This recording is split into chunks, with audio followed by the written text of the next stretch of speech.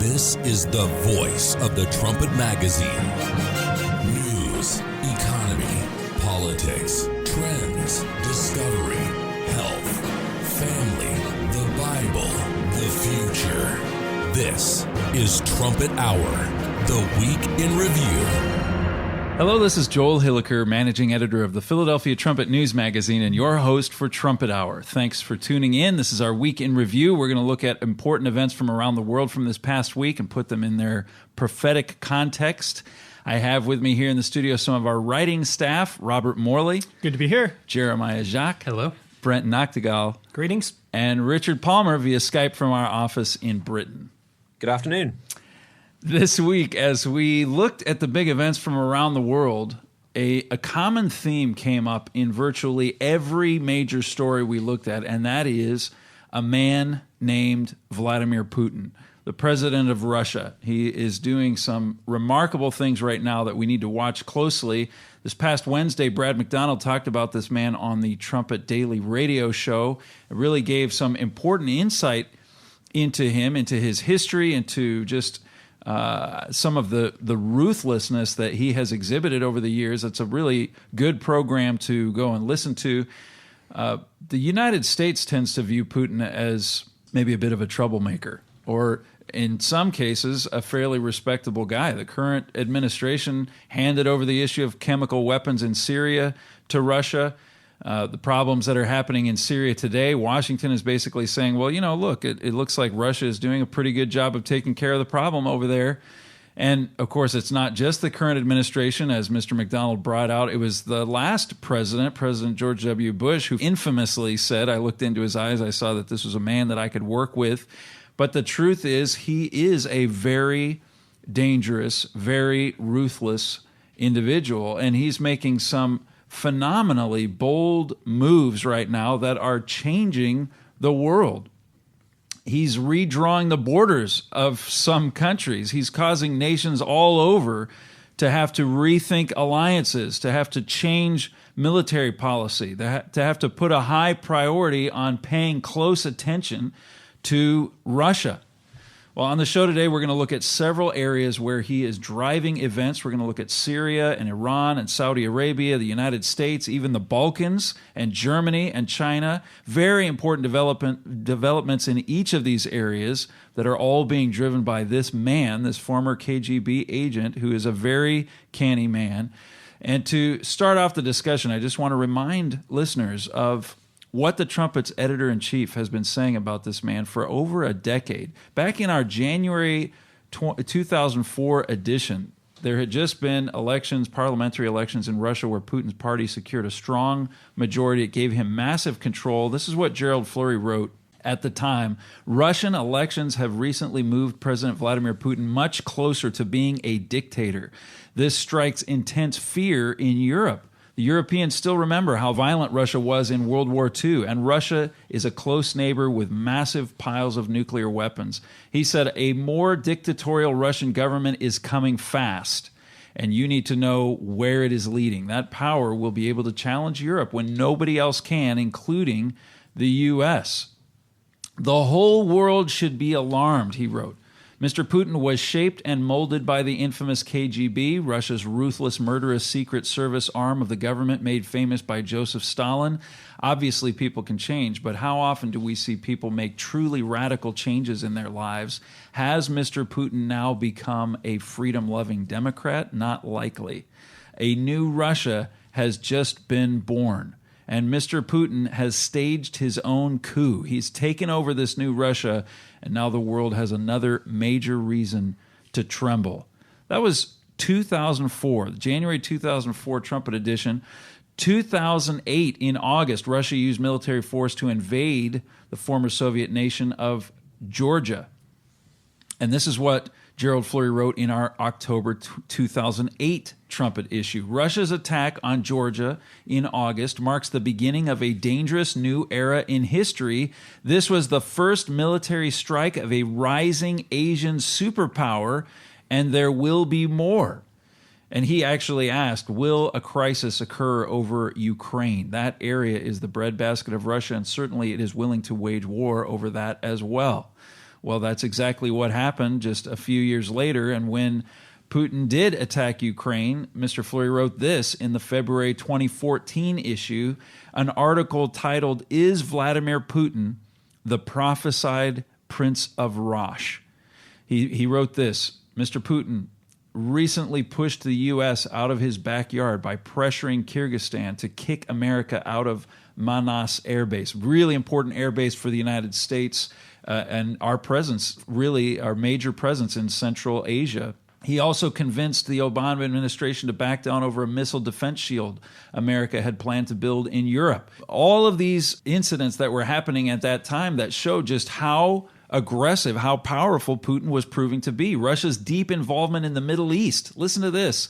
This is February 2014. Russia's deep involvement in the Middle East has allowed the brutal Syrian regime to retain power. It has also been instrumental in allowing Iran to continue pursuing nuclear weapons. Domestically, Putin has transformed the Russian media into a propaganda machine. He has severely curbed the power of democracy and emasculated Russia's parliament. Putin and his Kremlin cronies have used their political might to seize some of Russia's most lucrative companies. Under Putin's reign, nuclear-armed Russia is also transforming its military machine into a modern technological 21st century force by all of these heavy-handed tactics. President Putin has not only brought Russia back into play as a world power, he has also secured his position at the nation's helm. And he's been saying, and he said in that article, it looks like Vladimir Putin will fulfill this specific biblical prophecy of a prince of Russia, a prince of Rosh, who's going to lead a massive Asian army in the time of the end. This is a powerful prophecy, very specific, and this is what he said about it. Can you think of any other Russian politician who could become so powerful and have the will to lead Russia into the crisis of crises?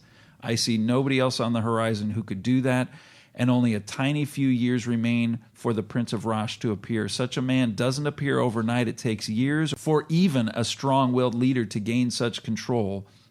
Vladimir Putin already has the power and the will to use it. And this is what we're seeing. This is what we're going to talk about in the program today, get into several specific theaters where he is demonstrating that will. We're going to start with Brent and events in the Middle East, specifically in Syria. Right. Well, today and yesterday there has been the talks that have taken place in Vienna, Austria, over the Syrian crisis. Foreign ministers from about 20 nations are there, and this is the first time for that Iran has actually participated in these talks. They obviously have a big part to play in Syria, at backing the Syrian regime. And Russia actually invited Iran to these meetings, and Iran accepted at the behest of Russia. So they are there as well. The United States obviously didn't want Iran to be there initially, but there they are. So at these talks, you've got two main power blocks. You've got Russia leading one of those, and Russia obviously supports the Assad regime. And with him, you have Iran. They want Assad to stay in power as well. And then also China is backing them. And then on the other side, the other power block, you have the United States. And then behind the United States are Western powers as well as other Arab states, the Gulf states, Saudi Arabia, as well as Turkey. They want Assad to go. Now, what we're seeing looks like it's playing out of these talks is that Russia is completely in control. We're even seeing, and as reported in our Trumpet Weekly this week, is that some of those Middle Eastern allies of the United States are actually turning to Russia, or they realize that if they want to get their will done, they have to actually go through Russia now. United States is not the broker for Middle Eastern peace. We have an article entitled, The U.S. is Driving Mideast Allies Towards Putin, and this is from the Bloomberg View. And this is just its opening sentence. It says, America's traditional Middle East allies, having run out of patience with President Barack Obama's policy in Syria, are now reaching out to a resurgent Russia, even though it's bolstering the very dictator so many of them have pushed to leave power. Even though Russia supports Assad and supports his rule in Syria, you've got the Middle East, these allies of the United States that realize they have to work with him and they have to deal with him. It's remarkable. One little point in what you just said that it just occurred to me. Is this really like the first time that Iran has been treated as kind of a legitimate power. This is kind of post U.S. nuclear deal. And now here it is sitting at the negotiating table with the rest of the countries. Yeah, this is the first time that they've been there. And it's Russia that asked for it. And the United States, while they were upset about this, they didn't want Iran there a couple of years ago. Now you can probably see them being, look what the nuke deal, allowed. Now we have Iran at the table negotiating with Western powers. Isn't this what we wanted? Right. Well, obviously the US is going to come out on the bad side of this. And everybody knows it as well. Everybody knows that Russia is not going to back down in their will to leave Assad in power, at least for a while. This is what Prince Turki Al Faisal of Saudi Arabia's former ambassador to Washington. This is what he wrote. This is in this article in the Trumpet Weekly. He says, Putin is a man who has done so much to harm innocent people throughout the area in Syria. But I must also consider that he is head of a state, and that state is a big state, and he feels that state should have a decision-making role in the world. This is a Saudi Arabian former ambassador. And then he continued, and we have to deal with him. It's not that you ignore him or cast him off as a megalomaniac. He has a vision of the world and a strategy to put that vision in place. It's amazing. Amazing statement. They just realize the real politicking going on here. If they want their will, they're going to have to deal with Russia or accommodate Russia in some way. This used to be not like this in the Middle East. As long as they had the United States providing them with arms, backing up their positions, being anti-Iran, the Gulf states didn't feel like they had to make such maneuvers to one of their enemies or overtures towards their enemies. But now they realize, I'm in a bad position. We're going to have to deal with Russia. Yeah, Saudi Arabia is in an especially difficult position, knowing the alliance between Russia and Iran and the alignment between those two nations, and Saudi Arabia has positioned it so strongly as the counterweight to Iran in the region, more and more as the United States has kind of allowed Iran to rise to power. So now here, where do they sit on this issue? Right. It's a real challenge. It is very difficult for them. Now, I think that the Saudi Arabians and even the Turks, they're probably hoping that Russia isn't as infatuated with Iran than the United States is right now. They're probably hoping that Russia at some point doesn't want to bolster Iran too much, so they're going to go in there and talk with Russia to see if there's a possible pluses to come out of this. One other story I'd like you to cover, this is this Business Insider story from the Trumpet Weekly. Right. This shows that Putin definitely does mean business. Last week, one of the Russian Navy's, their flagship from the Black Sea, the guided missile cruiser, the Moscow, that left Crimea on September 24th, actually, but it's right now, it's off the coast of Latakia inside Syria. Now, this is a big game changer for Syria because aboard that cruiser it's armed with S-300 missiles, and they are able to shoot down aircraft, which has pretty much scared off the Israelis. They have to take that into account when they're going to do their bombing raids in northern Lebanon, and even if they have to move into Syria, they're going to have to watch out for the Russians because these missiles have a range of 150 miles. So if you're going to fly over that area, you have to be ready to potentially face an attack from Russia. Now, this is interesting because the Syrian rebels have been calling for the United States to impose a no-fly zone over Syria. This would mean Syrian aircraft would stop flying over Syria and bombing their own people. But the United States has not been able to do it or not been willing to do it. Now we have a Russian cruiser just sitting off the coast in the Mediterranean. It's virtually accomplished that. Nobody is going to be flying over that area, apart from the aircraft that the Russians allow.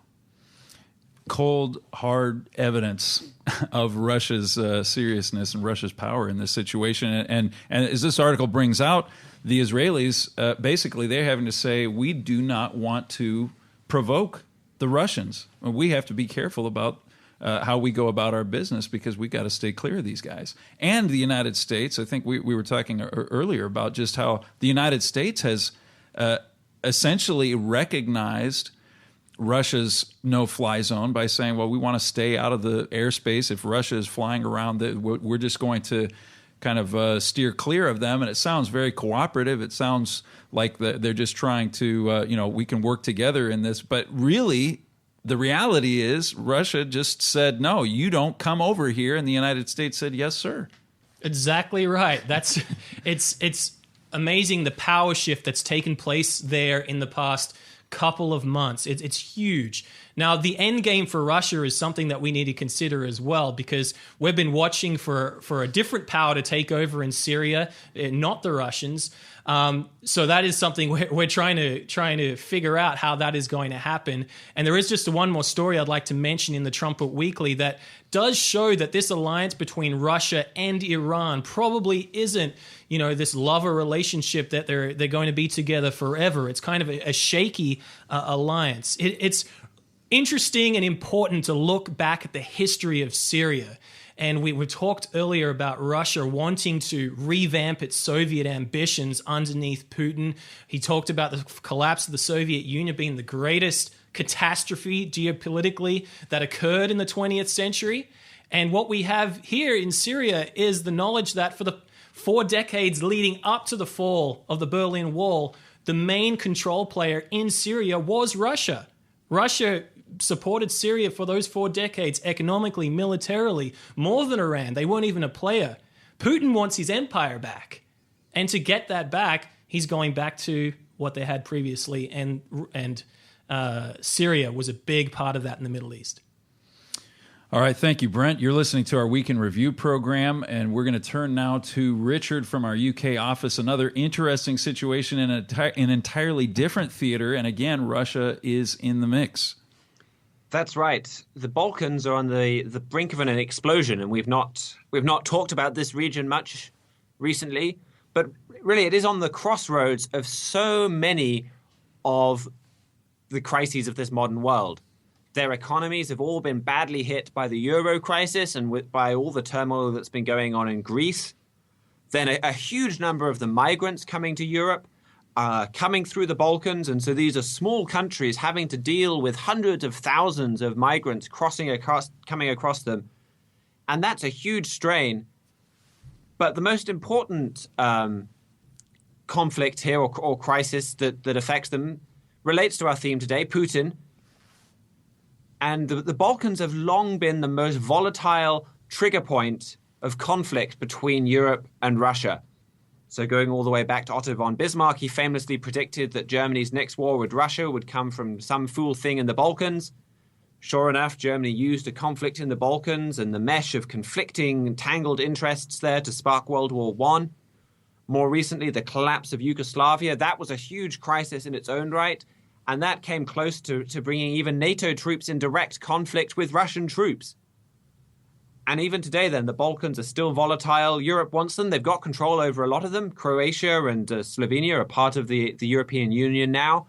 But Russia still has deep influence there.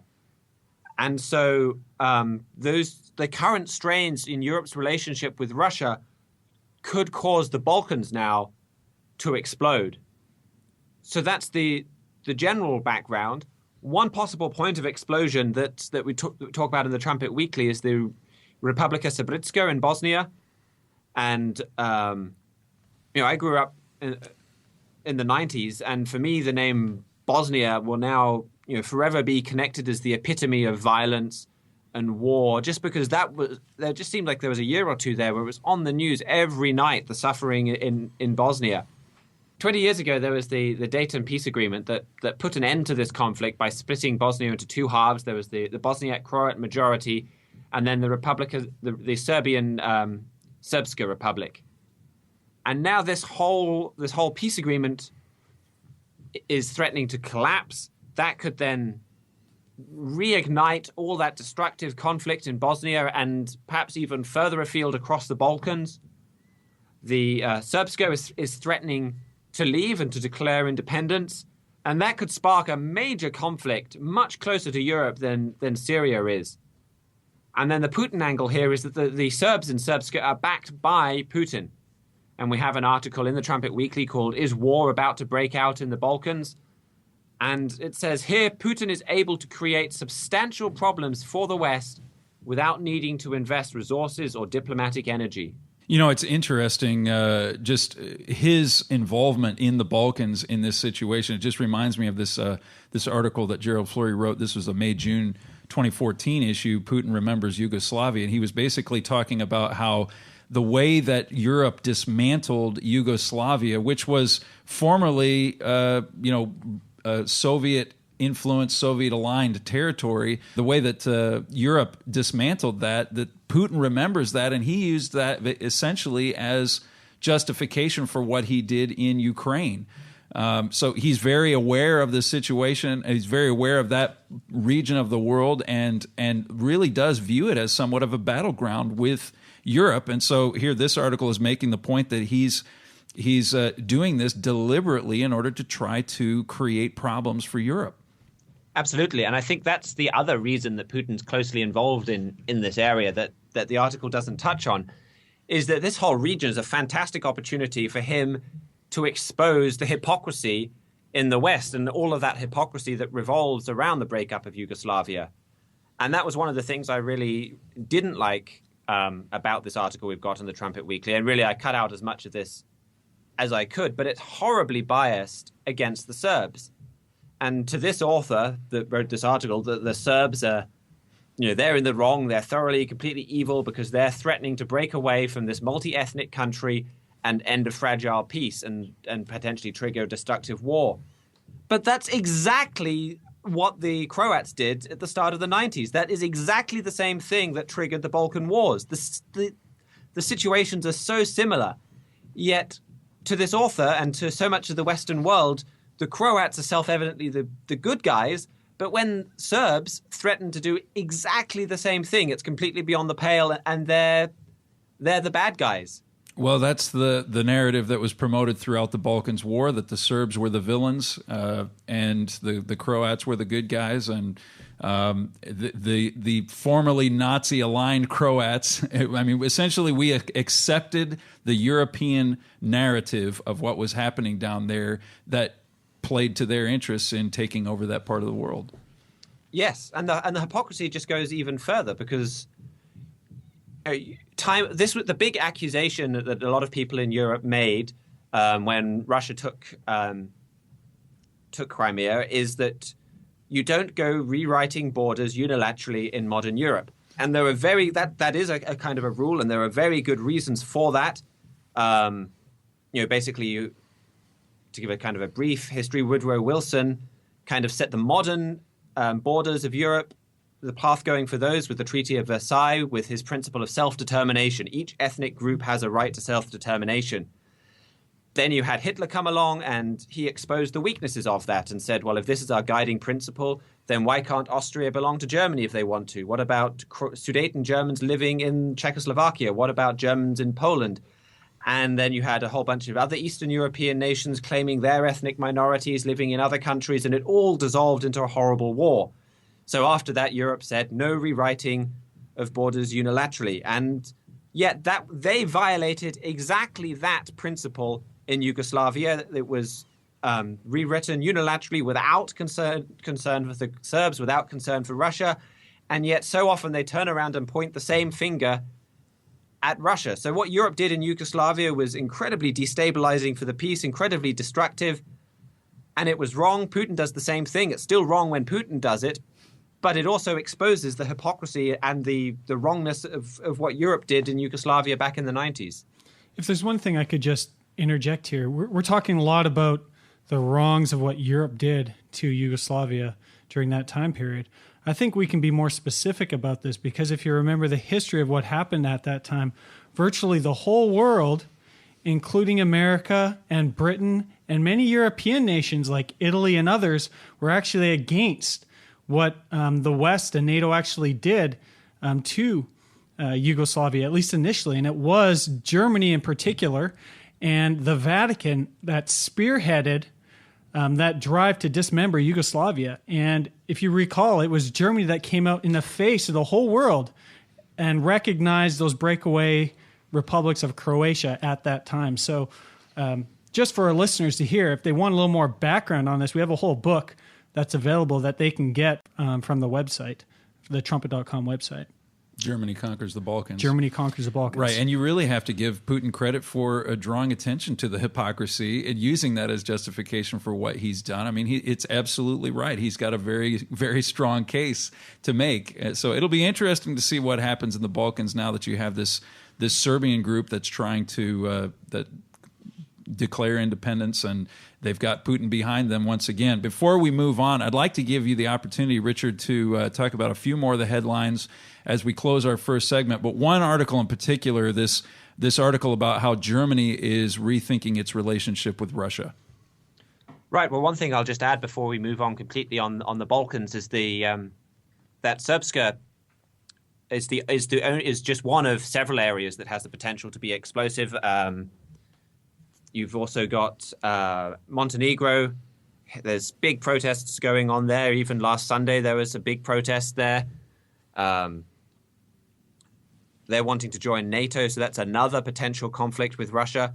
And then, yes, we have this article in the Trumpet Weekly called Germany Tests the Waters with Russia.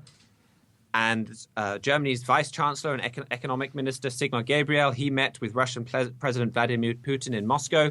Just today, Putin was meeting with the former French president and potential future French president, Nicolas Sarkozy.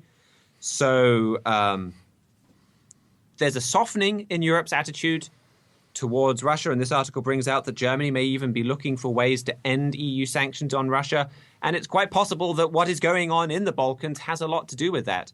They see that there's the potential for Russia to do some real damage for Europe, and so they're being forced to play nice. Right. So that's certainly not because they think that Russia isn't so bad after all. No, but I think there are a whole bunch, and there's a whole bunch. It's amazing how many competing interests or intertangled interests Germany and Russia has, because it comes up in the Euro crisis with Russia's tentacles deep into Cyprus and even spreading into Greece. You've got oil and energy ties. So there are a lot tying these nations together as well. So even if they do not trust Russia, there's still quite a lot of reasons to come to an accord, and that's something that we've talked about on the Trumpet, and that we've seen again over the last few hundred years. That there's this conflicting relationship of fear and mistrust, but also a lot of incentives to come to some kind of an agreement. Thanks, Richard. Just real quick before we take a break, other European headlines of interest. Yes, I thought one more thing is just update on the migrant crisis. It's still going on. Austria has said that they're going to build a border fence with Slovenia. So that's a fairly big deal. The fence isn't as big as Hungary's fence, but the EU is meant to abolish exactly that kind of thing, and the migrant crisis is bringing that up. Germany then has announced that it's going to extend its border controls and keep those going on into November, and they're blaming Austria for not doing their part in stemming the flow of migrants to Germany. So this kind of like the Euro crisis, this migrant crisis is sowing discord and division within Europe and prompting a crisis that is going to force them to rethink how they do things. And then within Germany, it's rumored that the Christian Social Union, that party of Horst Seehofer, Edmund Stoiber, and Karl Theodor zu Gutenberg, it's rumored that they're threatening to make an unprecedented break with Angela Merkel's party unless their demands are met, and that they could even leave the coalition. And all of this is leading to more speculation about the future of Merkel. The Financial Times has an article this week called "The End of the Merkel Era is Within Sight." So there's a lot of political turmoil within Germany as well still. All right, thanks, Richard. We've been talking a lot about Vladimir Putin all program, but we haven't even officially gone to Asia yet. Coming up, we're going to look at important news from Asia and America, and later on our lightning round of headlines from all our panelists. We'll be back in a moment.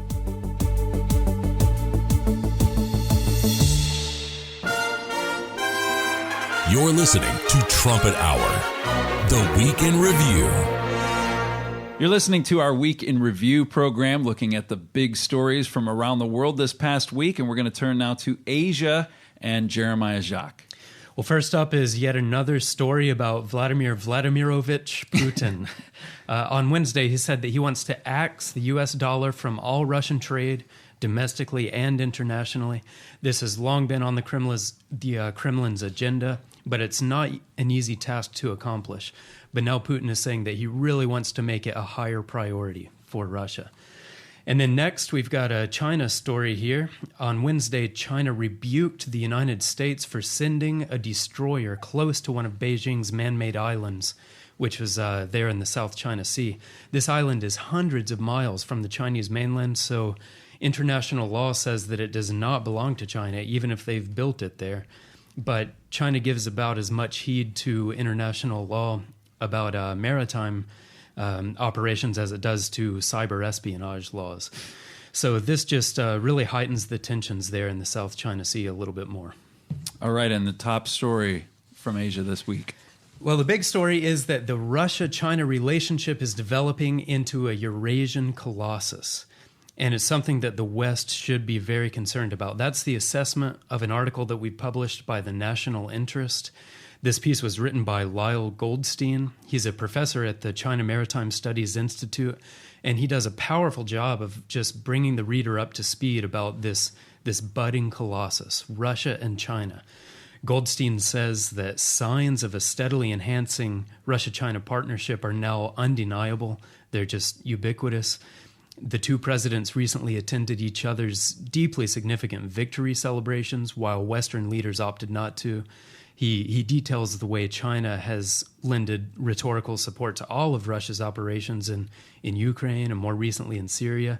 He also discusses the fact that more and more Western analysts are now seriously concerned that the Russia-China relationship is evolving into a full-up military political alliance.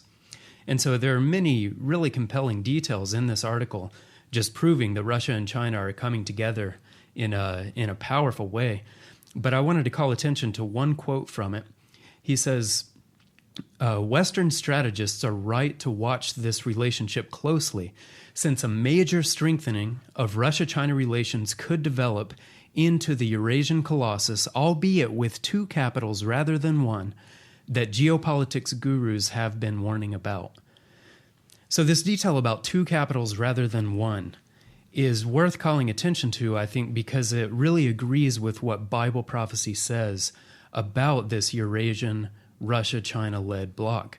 The Bible talks about three different end-time power blocs. There's the King of the North, sort of a unified Europe led by Germany. There's the King of the South, which is the Middle Eastern radical Islamic power led by Iran. And then there is the Eastern power, which the Bible calls the kings of the East. So the language is a little bit different. For the King of the North and the King of the South, it's singular, king. But for the Eastern, the Asian bloc, it's plural, kings. So we know that, from the article that you discussed at the top of the hour, that Vladimir Putin is the primary personality behind this and that Moscow is the primary capital. But the Bible language does imply that China and possibly other Asian states that join the Kings of the East bloc will retain kind of a degree of autonomy, a national identity in a strong way as they lend their support to Vladimir Putin's Russia.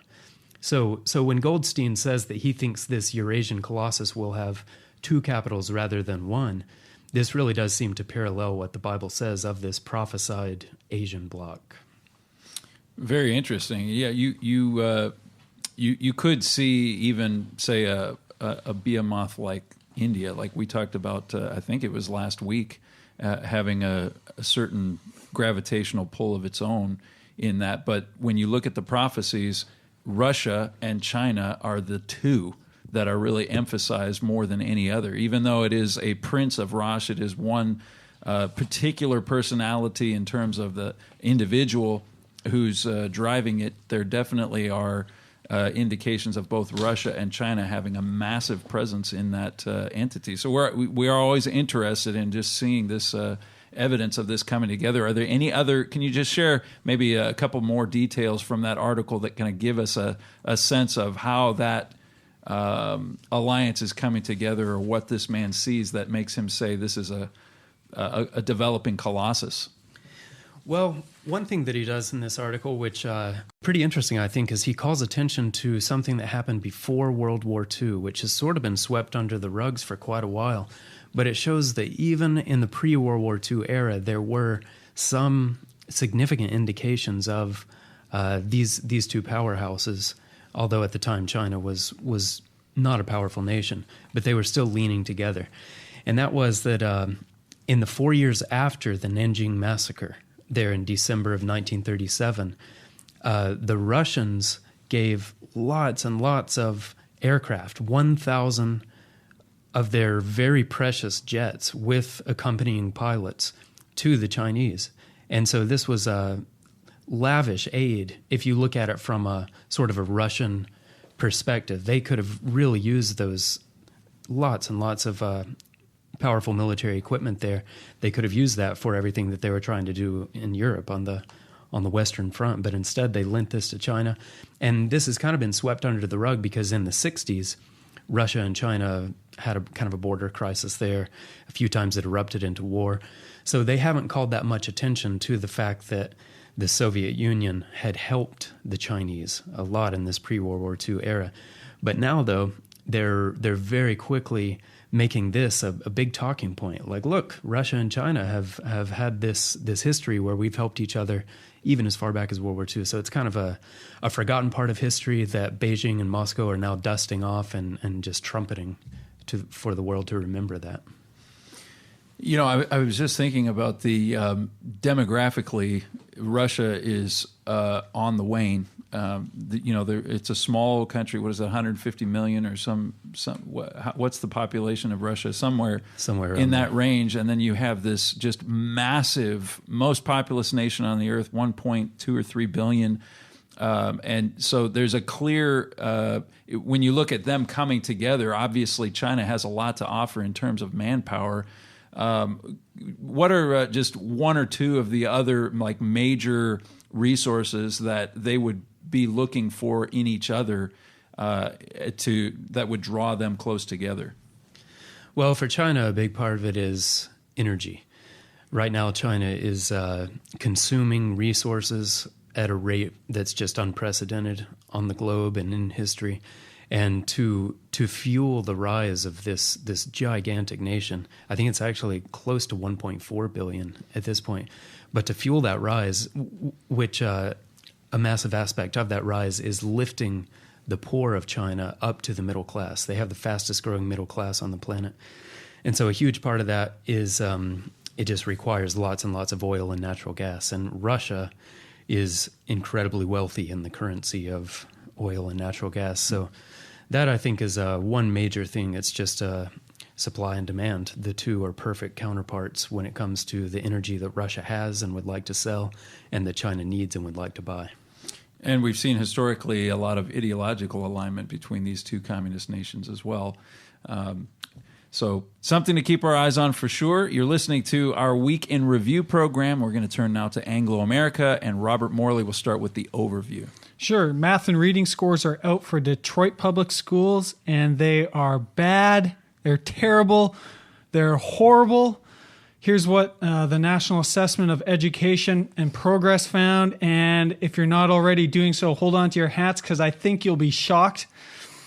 Talking about scores in mathematics, they found that 96% of 8th graders were not proficient.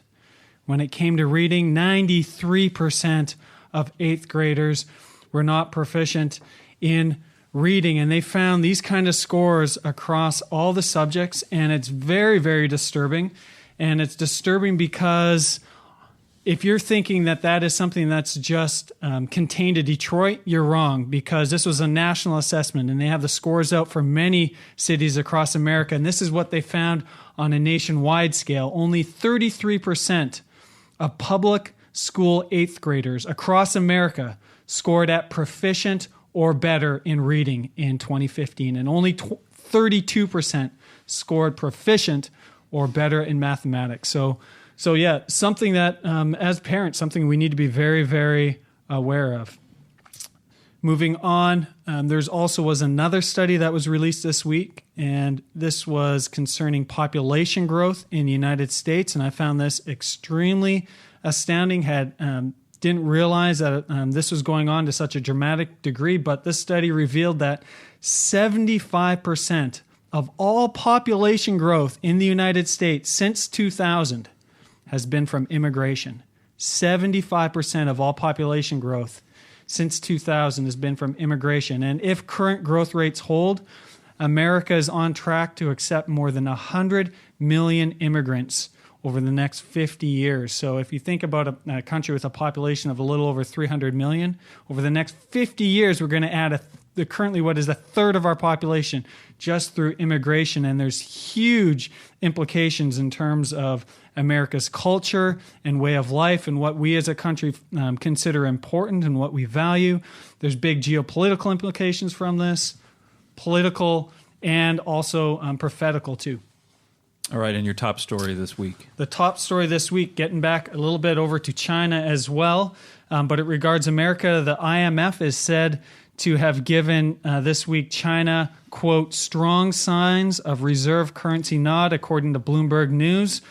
The International Monetary Fund representatives have now told China that the yuan, their currency, is likely to join the fund's basket of reserve currencies very soon. And this is something that would make a lot of nations around the world much more comfortable in holding and using the yuan and including that within their currency reserves, and thus would be a strong step towards the Chinese yuan becoming much more of a reserve currency on the world scene. So the IMF, just for a little background, it issues what's called special drawing rights, which is basically an international currency that nations use on an international scale.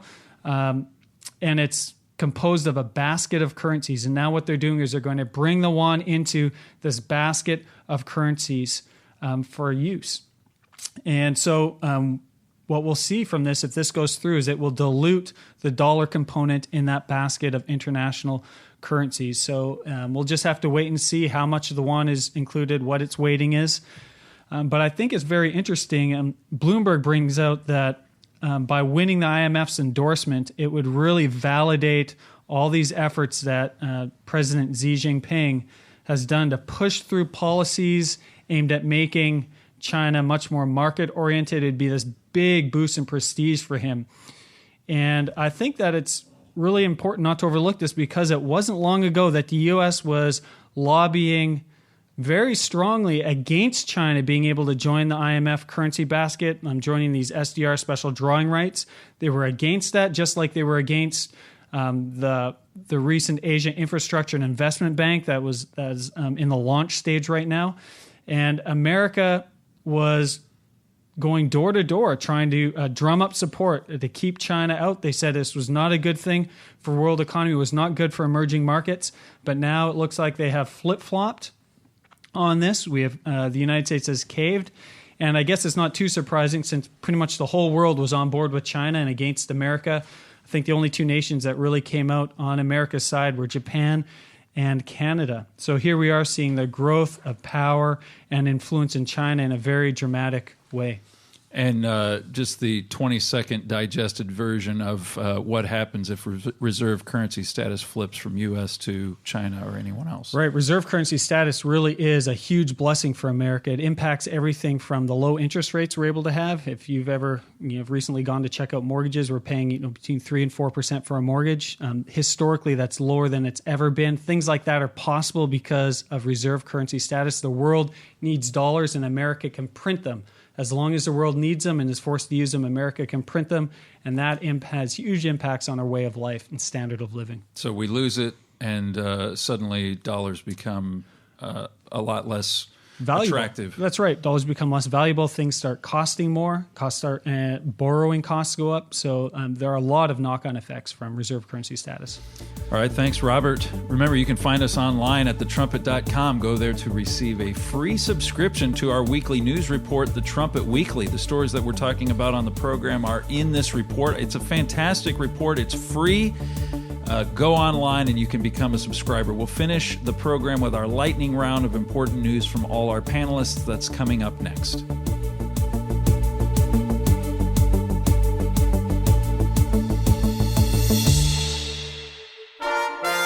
This is Trumpet Hour with Joel Hilliker. It's time now for our lightning round. We're going to take one last look at some of the headlines from this week that caught our attention, starting with Brent. The former Iranian President Rafsanjani admitted this week that the country's nuclear program was started with the intent of being able to build a nuclear weapon. Now, this was reported by some Iranian dissidents, so they're obviously against the regime. But even so, this is the quote that Rafsanjani said this week. He said, quote, "Our basic doctrine was peaceful usage of nuclear technology, although we never abandoned the idea that if one day we are threatened and it is imperative, we would have the capability for going the other path to a nuclear weapon as well." Now, these comments mark the first time that a top Iranian official, current or former, has said that the country has sought a nuclear weapon, and this is obviously in contravention of repeated assurances by the regime that its enrichment program is and always has been peaceful. That's what they said during the nuke talks that concluded in July, that they've never gone after a nuclear weapon, although it seems here from the former president's mouth himself that was an option for them and a directly stated goal in the event that they would need it. All right, thanks very much. Now to Richard. Well, my story is basically a reminder that the Greek crisis is not fixed yet. If you remember where we left off, Greece had agreed to obey the European Union's diktats, implement the reforms that they wanted, and in return they would get a steady stream of cash. But Greece is already badly behind in implementing these reforms. They've only followed through on 14 out of 48 of them. And the Süddeutschland Zeitung is reporting that European creditors are planning to hold back the $3 billion or so that they were due to pay Greece this month. So if you're getting a feeling of déjà vu now, that's because we've been exactly here before. This is pretty much the same situation we had at the start of this year. And it's a good illustration that this economic crisis is not solved. The showdown over the summer, where Germany beat Greece into submission, only brought a temporary reprieve. And pretty sure this is going to come to a head once again in Greece, and maybe even before then in some other country, possibly Portugal, like we talked about last week.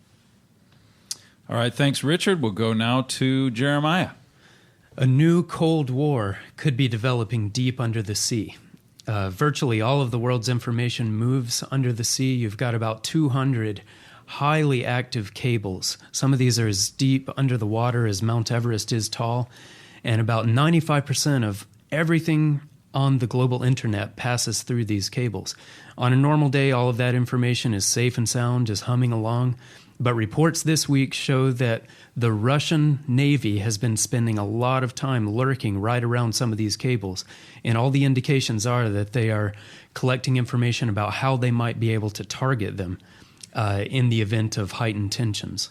So this would it would really give a rich trove of intelligence to the Russian Navy, and it would just be sort of a symbolic chest thump for Vladimir Putin.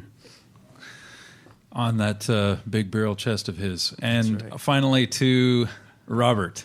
Well, we're seeing that containerized freight prices, as they measure the price to ship goods around the world, these prices are collapsing, and they've hit the lowest level they've ever had.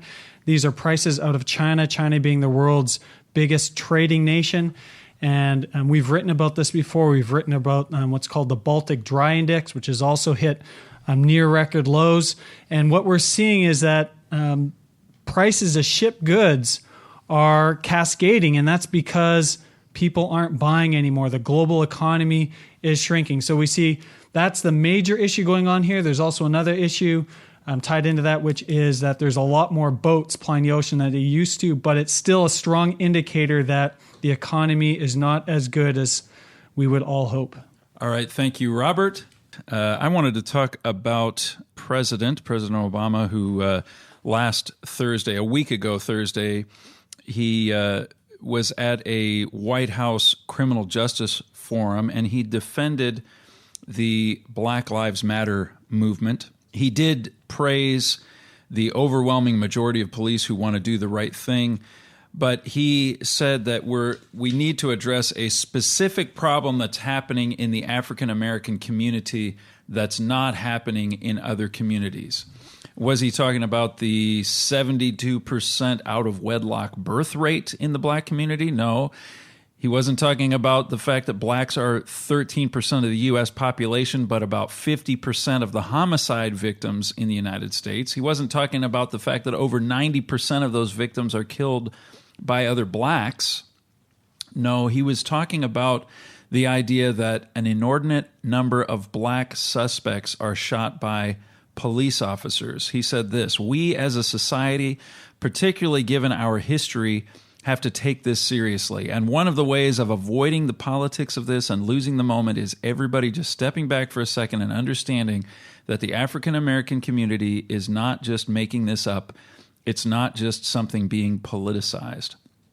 So he says this isn't made up. It's not politicized. And this is something that it's a big deal. At the Democratic debate a week ago, this was a question at the debate: do Black lives matter or do all lives matter? And essentially, this is becoming a way of proving whether or not you understand the plight of African Americans. If you say all lives matter, then you're proving that you just don't get it. So what is the specific problem the president is drawing attention to that isn't being made up, that isn't being politicized? He says, well, the co-founder of the Black Lives Matter movement, Alicia Garza, says this. She says that it's about the idea that black lives are, quote, uniquely, systematically, and savagely targeted by the state. That's what this movement suggests. Is it true? Selwyn Duke wrote a column about this past week where he just looked at some of the statistics. In the last several decades, the numbers of blacks killed by cops are down nearly 75%. Over the 13-year period from 1999 to 2011, the CDC reports that 2,151 whites were killed by cops and 1,130 blacks were killed by cops. In 2012, according to the CDC, 140 blacks were killed by police. The same year, it was 386 whites killed by police. Relative to whites, blacks are shot by police at a lower rate than their involvement in crime would suggest. Sociologist and ex-cop Professor Peter Moskos writes that adjusted for the homicide rate, whites are 1.7 times more likely than blacks to die at the hands of police. Adjusted for the racial disparity at which police are feloniously killed, whites are 1.3 times more likely than blacks to die at the hands of police. There's a study here from Washington State University published online last year in the Journal of Experimental Criminology that discusses this. And one of the researchers, David Klinger, he's actually a former cop, and he wrote a book in 2006 called Into the Kill Zone, A Cop's Eye View of Deadly Force. He said this: when it comes to the issue of race, I've never had a single officer tell me I didn't shoot a guy because he was white. I've had multiple officers tell me I didn't shoot a guy because he was black. And the second thing is I've had multiple officers tell me they were worried in the wake of a shooting because they shot a black person. And I've had multiple officers tell me that they were glad that the person that they shot was white. It's not too difficult to understand why this would be the case, given the very high-profile incidents where when blacks are targeted or when blacks end up being shot by police, then it becomes a highly politicized, big circus, media circus. No police officer would want to put himself into that situation. But what's interesting is to just listen to the spokesman, the co-founder of this movement, Garza. She admitted that the Black Lives Matter was an organized movement, that it bussed 500 protesters into Ferguson. It was designed to be, quote, a platform also to re-energize radical politics in the black community. In one protest in Chicago, rabble-rousers took down an American flag and replaced it with an unapologetically black flag. In Georgia, a Black Lives Matter activist currently faces charges of criminal solicitation and terroristic threats for waving a gun and a machete in videos and asking blacks to take police officers' guns, take over a police station, and kill white people. There was a march in Manhattan and Minnesota where rabble-rousers were chanting that they wanted dead cops, pigs in a blanket, fry them like bacon. This is what is coming out of that movement. And this is the organization that the president defended at a criminal justice forum last week in the White House. I'm Joel Hilliker. We're coming to the end of Trumpet Hour. Look us up online at thetrumpet.com. We'll be happy to give you a free subscription to our weekly news report, The Trumpet Weekly. The stories that we've talked about on the program are in this week's edition. We'd love to hear from you. Email us at letters@thetrumpet.com. We're also on Twitter at @thetrumpet_com or Facebook, Google+. Just search for the Philadelphia Trumpet. Thanks to our panel, Brent Noctegal, Richard Palmer, Jeremiah Jacques, and Robert Morley. You're welcome. You're welcome. Great to be here. Thanks to our technical staff, Dwight Falk and Josh Sloan. And I'll leave you with the words of Elbert Hubbard. To avoid criticism, do nothing, say nothing, and be nothing. Thank you for joining us on Trumpet Hour. It's been a pleasure. Until next time, keep watching your world.